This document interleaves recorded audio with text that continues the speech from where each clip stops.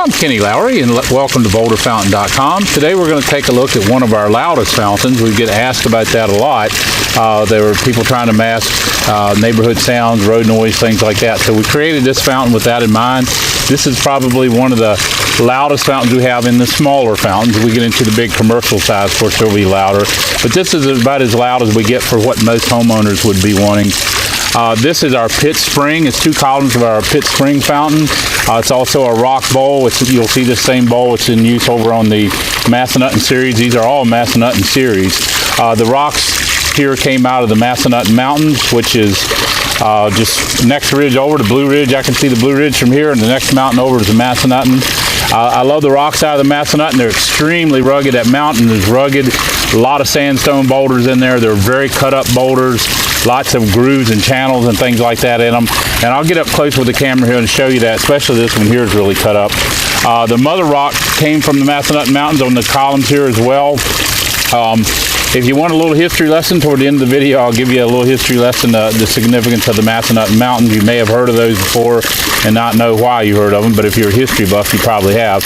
Also, I get asked all times about these 2 old houses here in the back. I'll even talk a little bit about that at the end of the video. But right now, back to the fountain. I think you'll be able to pick up the sound here. Like I said, it's extremely noisy. So if you're trying to mask like a neighborhood sound or road noise,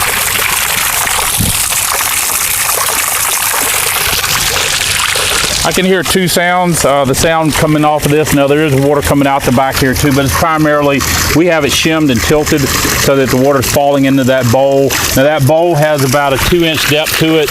It's probably about a foot wide, something like that, 10 inch, 12 inches. And the water falling from the height of that column, hitting that water pooling down there in that rock, that's where you're getting all your sound. So that is a lot of sound there. Now the flip side of that is when you get a lot of that sound, you get a lot of splash. So we're going to recommend this with a liner basin. If you want to see what a liner basin install is, go over to the info page. You'll see a video we have over there where we were setting up a liner basin install. So you need about a 6 or 7 foot footprint.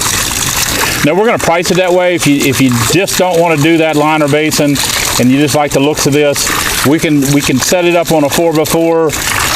But you're going to have to turn down the pump. Now you do have flow control on each one of these columns. Water does come out of that bowl there as well, so we have that plumbed as well.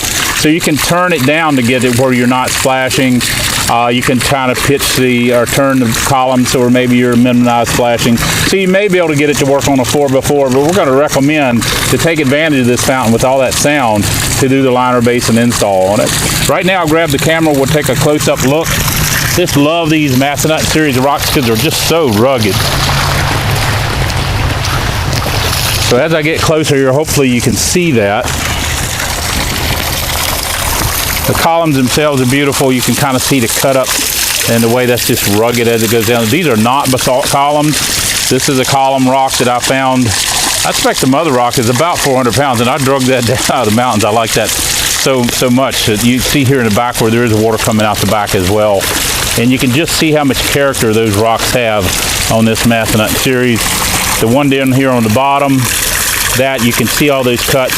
And remember, this is GFRC glass fiber reinforced concrete.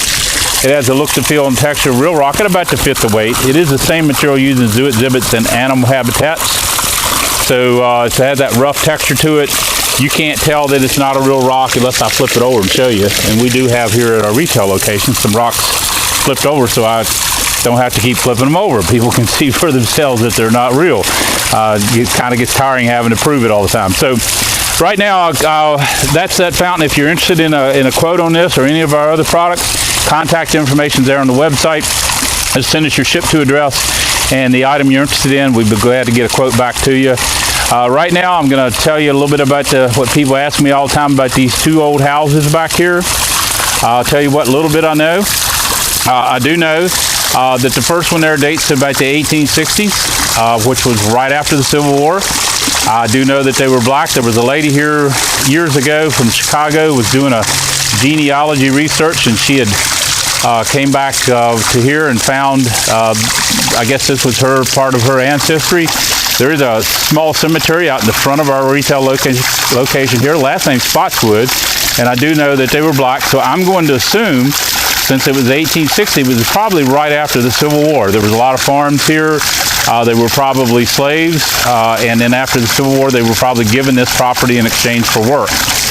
So that's what I would say. There's a spring right down over the hill down there, so it's a great spot for a house back at that time, because you didn't have running water, you didn't have electricity, so you had to have a water source.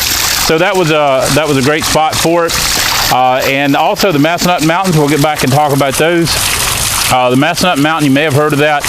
That mountain bisects the Shenandoah Valley, and Stonewall Jackson used that mountain all the time to kind of shield himself from the Yankees that were down during the war, and he knew the gaps and the places in the mountain. That mountain's only about 40 miles long, so he knew where those gaps were, and he would hide himself and attack them basically from the rear, or wherever they didn't expect him to attack them from. He would go through those gaps in the mountain, and he used the Massanutten Mountain a lot. It was also a signal there where they could signal down to Richmond the movements of the going on during the war there. So that was the significance of Massanutten Mountain. You may have heard of it before if you're a history buff, and that's probably where you heard of it. So hopefully, if you have any questions about our products, just give us a call.